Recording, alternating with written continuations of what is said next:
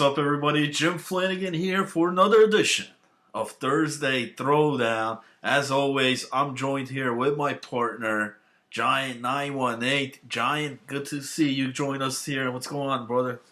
www.acfl.net. Follow us on Twitter at ACFL Football. Welcome to another edition to Thursday Throwdown, guys. We've got lots of exciting stuff from last week, man. We got the indoor league, we got the outdoor league, we got ACFL, which is including ACFL South, Flanny, and lots of exciting stuff over here, including the fact that you even got some stats over here, some individual stats from the inside. It's the that it's the Revolution against Express over here, man. And then it looks like second gen. We got some second gen stats. I mean, this is incredible. Well, the reason the reason we could do the stats in the indoor, and that's the 6-on-6 indoor up there in West Rock, is when games are played in the indoor, there's never a time where there's two consecutive games going on at the same time. Otherwise I wouldn't be able to do this. But since and it's a timely base. Usually they do it Tuesdays and Thursdays. This season, I think with the 5 teams, it's only Thursday nights. But I'm able to get all the games on film. And since I could get all the games on films, I could get all the stats. So why not? Why not post the stats there? I want to thank all the players in providing the player names. In that, a lot of them actually had the jersey numbers, the names on there. So it was pretty much easy, simple stuff to do. I mean, I'm already editing the game as it is. So, just inputting the stats there. So, yeah, each team got their own player stats. And I also did a little bit of leaderboard that will be updated each week. And it's not only that, but the rules are a little bit different. Obviously, it's indoors. So why don't we go over some of these rules? There are no kickoffs or punts or field goals. Guys, you can't. The roof is there, man. There are limitations to what you could do. So the kickoff, when the team declares the punt, the other team just starts on their own 5 or 10 yard line, I believe, Flanny. That's right. And I kind of like it, Giant. The reason why I like that is, when you score a touchdown, usually you go to the kickoffs. You know what I mean? And I think that just wastes a lot of time, because the team's got to set up for the kickoff. They got to kick it off. Sometimes it goes out of bounds or stuff. Yeah. Then you got the offense finally coming out. Here, there's no wait time, man. It's pretty much, once the team scores or declares the punt, that's it. Boom. The next team offense comes right on the field, and you start right there. And I kind of like it, man. I think it's more fast paced. There's a lot of more possessions, I think, as well. It is a bit shorter than the generally 30-minute halves. It's only 25, but you factor in no kickoffs and that, it kind of works out, man. So I the first week I was there in West Rock, I kind of liked it, man, and so. All right, so why don't we go over the first game, man? Make sure you guys click on the like button over here. Click to follow as well. You heard my plugs as well in the beginning. Where to follow us. Find us on Facebook as well. ACFL Football. Lots of information. You'll get all the links for the edited videos from Jim Flanagan himself. Shout out to everybody in the league as well for all the dedication, man. I mean, not only do these guys play on Sunday, man, they are so hardcore. They want to play on weeknights too, man.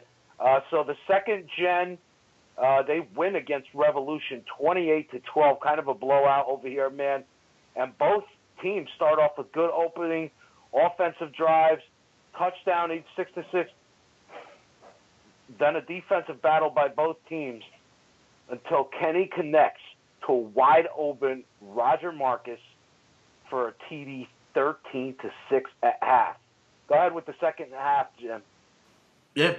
Well, the first half, it was kind of a defensive battle, 13-6. I think it could have got a little bit uglier than that had Brad caught a wide open TD pass, which he just plain out dropped, So it was only 13-6 at this point in the half.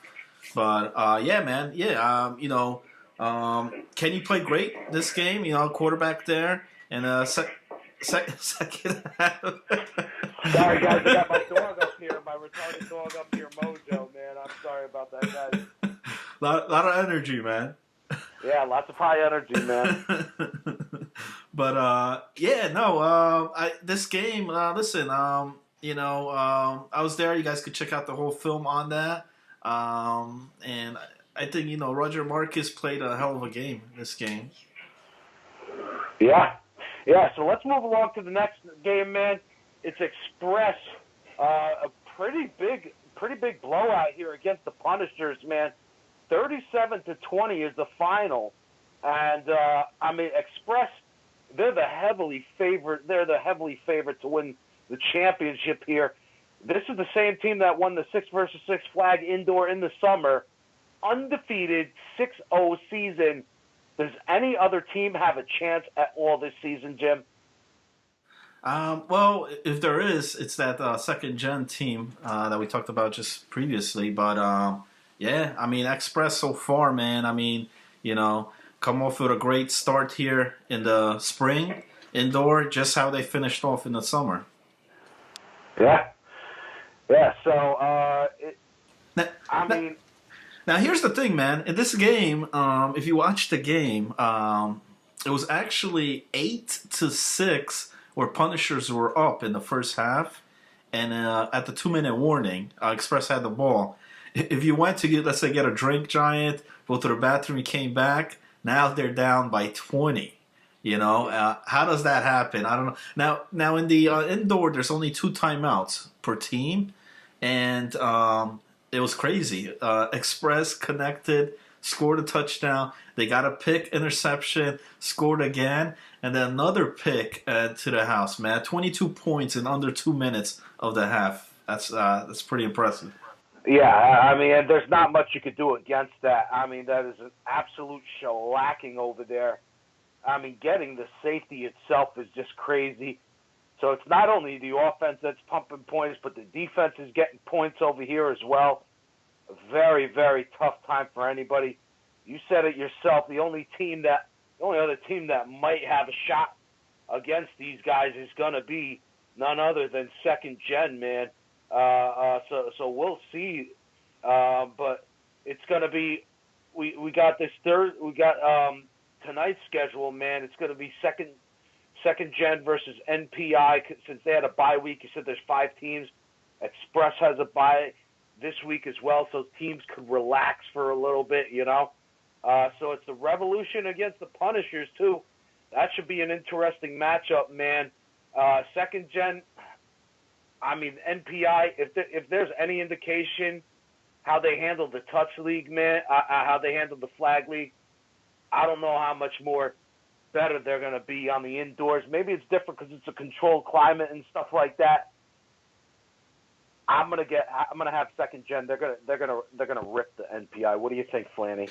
I agree with that. I think second gen as well comes out big today. I'm curious to see this NPI team. One thing in question though, NPI was looking for players not too long ago. So if there's any doubts in that, we'll see. But we haven't seen this NPI team here yet for the spring. We'll see tonight. They got a lot of great playmakers on that team, but they're going up against a very defensive team in second gen. Probably the best defensive I've seen so far here in the indoor. They played great week 1, and I see them coming out again big defensively wise here against NPI. I don't think NPI is going to be able to put up those points, man. Yeah. Now we got Punishers versus Revolution, man. Both teams 0-1. I think I'm going to give Punisher. I'm going to give them one to squeak it out against the Revolution, man. 24-20. I'm going to call that final score, man. Punishers over the Revolution. This one should be a great battle here, man. It's a toss-up. I don't know.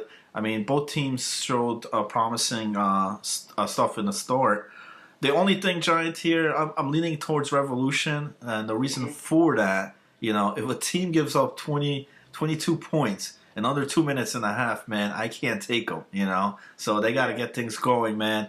And that's why I'm leaning towards the Revolution. that wise. And I think they were in the game there for against second gen, and I think they rebound here against the Punishers. Yeah, yeah. All right, so that's what we got. You got your predictions for tonight's games, man. We have, we gave you the stats from last week. Let's move along to ACFL South 6 versus 6 touch league. Johnny, yeah. I just want to before we go there, just want to point out my player of the week there in the indoor goes to Roger Marcus. Man, he made a great first down catch in the first half. He got that big wide open touchdown, and then I think the game changer in that game in the second half when he took that pick. Second gen started rolling INT too. Yeah, you can't dispute it, man. That guy's definitely number one for the week, man. Yeah, and what about Hollywood? Hollywood, 3 touchdown passes, 2 touchdown rushes, well, man. I mean, dude, Roger Marcus, he got the INT, and he got those other things too, man. I mean, Hollywood, the quarterback, he's gonna be number 2, man. Express got the bye. They got the bye this week for the Express. So what, you want to touch the South, man? ACFL South, let's man. Let's go to the ACFL South 6 versus 6 touch league, guys. Wolverines versus 10-yard fight, man. Tight game over here. Pretty good, man. That's what it looks like based on the final, 26-20. Got the full game video once again over there on the YouTube channel. Click to like. Click to follow, man, to get the subscription over here. First half, Wolverines quarterbacks get sacked, I think, about 3 times over there on their first 2 opening drives, and then they go for it on the 4th down both times, and they don't convert. They allow 10 yards to work with a short field 12-0 start. Wolverines regroup after this, Flanny. Nice drive, great touchdown pass and 2-point conversion, 8-12. Then they get a stop with a big punt return. Sets up an easy touchdown, 14-12 Wolverines with the lead at the half. Why don't you go into the second half? Yeah, and then after that, though, second half, man, 10-yard fight retakes the lead, man, 18-14. And the big game changer here was the Wolverines' next possession, which is a pick to the house, man. They take it to the house, 26-14. And after that pick, Giant, the quarterback of the Wolverines had enough, man. Ends up packing, and they do get another score though before the game, but it's a bit too late. 26-20. They run out of time. There was some debate at the end of this game that they didn't hear the 2-minute warning because they still had like a timeout or 2, but they didn't take it. And that was it. Now, what is this, man? I mean, do the Wolverines, do they need to look at a different quarterback or what, man? The guy's getting sacked 3 times already in the first half. He throws a pick 6. In the first play, INT, pick 6, man. This is not good. This quarterback is rattled, man. Can he turn it around? I know it doesn't look, but that is very deflating, dejecting.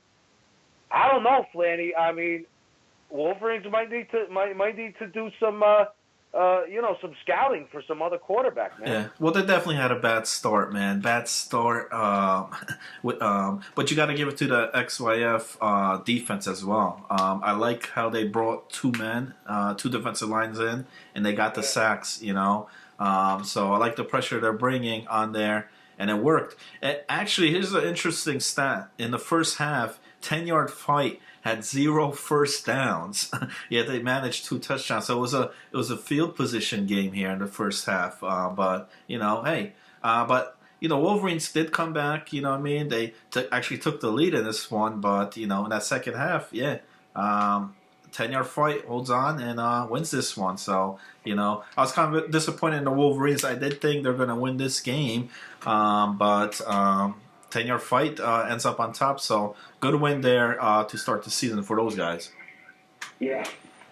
All right, we're going to move on to the next game, man. The 6 routing the Morris Jokers, who might have just been clowning around this game, 28-13 the final. And this is an issue as well. The Jokers started the game with only 5 players, so it's an easy touchdown for the 6, man. It was the 6 versus the 5.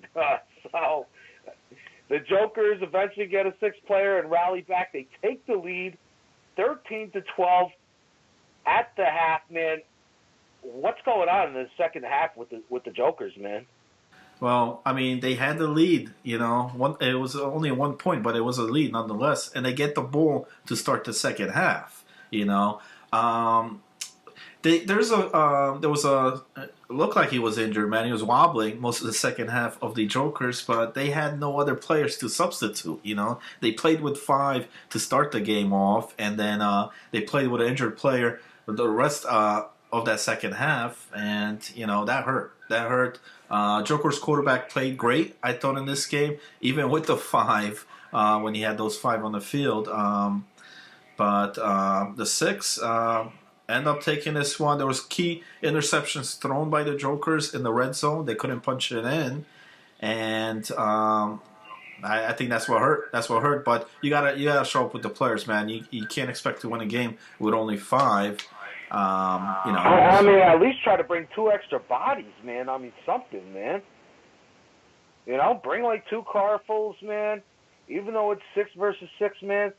Sometimes teams have substitutes for the defense and offense too, right?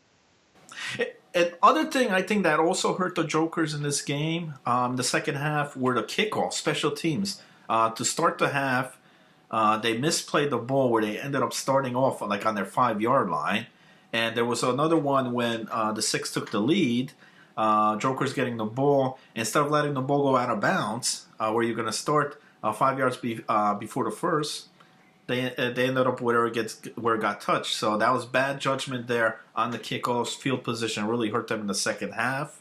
I think if they did a better job on that, they actually might have scored on one of the drives where they came out short. Very, very sloppy play.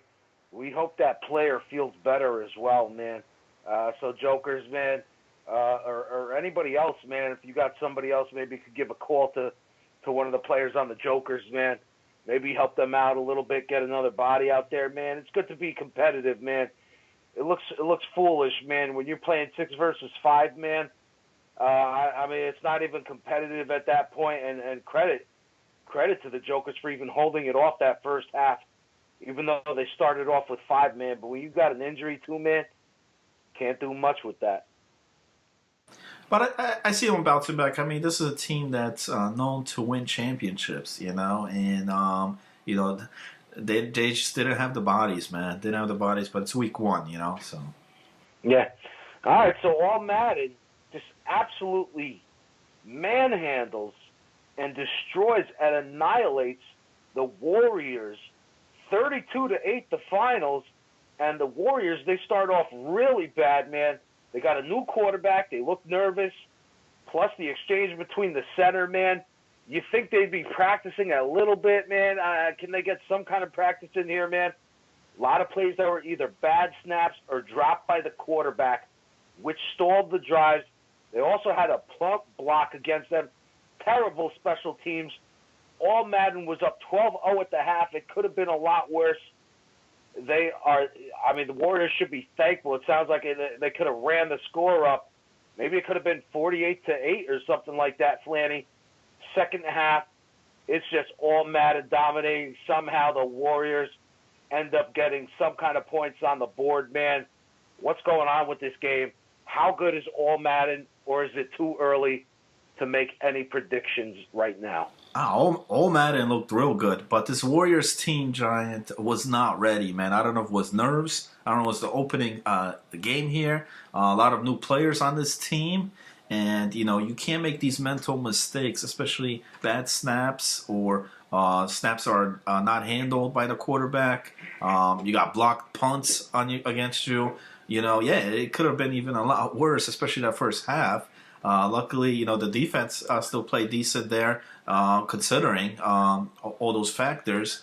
But Warriors got to get things going, man. I mean, I know it was opening season here, but they got a lot of talent on this team, man. They got a lot of talent on this team, and to see them lose 32-8, just not right there. But I can't take anything off this old Madden team. Old Madden team looked real good, yeah. I mean, this team came out big, and I think they'll do real well this season. All right, so we got our predictions coming up for this weekend, man. And it's going to be the All-Matted 1-0 versus the Morris Jokers 0-1, who's got a guy that's limping on their team, man. This is not a good take, man. Morris Jokers got to get it together. You don't want a disqualification. That's even more embarrassing than getting owned something like 28 to 13 like they did this last week, man. Call up some friends. Call up your sisters, your brothers, whatever, man. Get a body on the field over there, man. Practice some snaps or something like that. Get somebody over there, man. All Matted is going to absolutely destroy the Morris Jokers. Does anyone have any other prediction other than that, Flanny?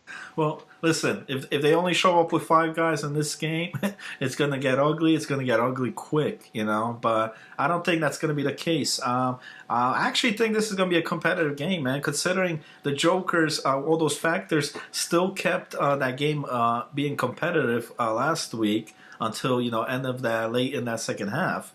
So I wouldn't be surprised, though, Giant. I think Jokers could easily pull off the upset here against this All Madden team. I wouldn't count them out, but hopefully they get the bodies. They need to get the bodies, otherwise it's not going to be close. I agree with you, but I'm leaning towards an upset here with the Jokers, man. I think they rebound. I think they get the players they need on the field, man. So. Hey, they played that good with 5. If they have 6, 7 guys out there, this could be a very competitive game. Yeah, no question. And for me, this next matchup we got, man, this is the game of the week for me, man. The 6 versus the 10-yard fight, man. I think they're both 1-0 teams. I know we were going over week 1 stats, man. I really think the 6 is going to squeak this one out, man. I think this is going to be a high-scoring game as well. High-octane, man. I'm going to have this game 28-24 final. The 6 is over the 10-yard fight. Who do you got on this, Jim? I like that pick, too, man. I like the pick with the 6. Both teams undefeated. One of them's going to lose here. One team's going to go 2-0 after week 2. And I think it's going to be the 6. I liked what they showed. I like the quarterback. They got a speedy receiver, man. I think the guy's name, what is it, Nelson or somebody? He's going to be hard to catch there for that defensive back on the 10-yard fight. But I think if 10-yard fight comes up with the pressure like they did week 1 against the Wolverines, they got to bring 2 in. If they bring 2 in this game and stop the quarterback, there was against the Jokers, he was able to scramble, especially when there's only 5 guys on defense. You can't blame him doing that. But I think here, if this defense could get to this quarterback, can prevent the scramble, 10-yard fight could easily win this game. But I don't know if that's going to happen. I don't think that's going to happen. Like I said, I liked the 6. I liked what they showed in week 1. And I'm leaning towards them as well. All right, and we got a final prediction here for the evening, for the week. We got the Wolverines 0-1 versus the Warriors 0-1, man. Guys, if the Warriors don't get their shit together, man, this quarterback and this center and the rest of the team, if they're going to be making foolish plays like they did against the All-Madden team, man, they're going to have lots of problems against the Wolverines, man. There's nothing for me to indicate due to the fact it's the first week, man. I think the Wolverines are going to have no problem beating the Warriors, man, in this matchup, bro. 35-21 final.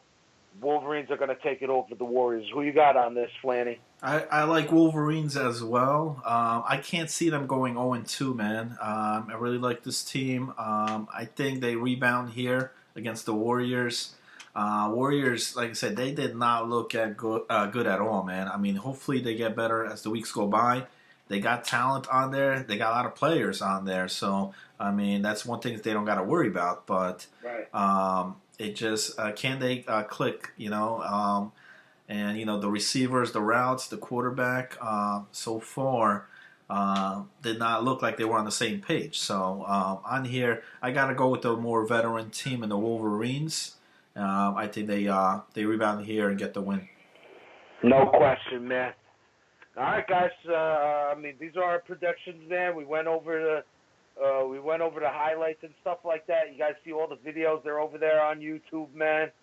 Anything else you got on your plate, Jim? No. Yeah, all games in full, on the YouTube page there. You guys could check it out. And now, I should be out there again, but this Sunday, there's a baptism going on, man. So, fortunately... Yeah, it's my son's baptism, guys. So we're not going to have... We might not have as much video. I might get a game or two, man. I might get a game or two. I definitely can't do the 3, but I might get a game or 2 and still make it. So, there'll definitely be some coverage, just not all 3 games. Yeah, big time. It should be a good time over there at my son's christening, man. But that's all the time we got for tonight, man. Make sure you continue to check us out, www.acfl.net. Follow us on Twitter at ACFL Football. Jim Flanagan, Giant918, signing out. We'll see you next week, everybody. Have a good night. Good night.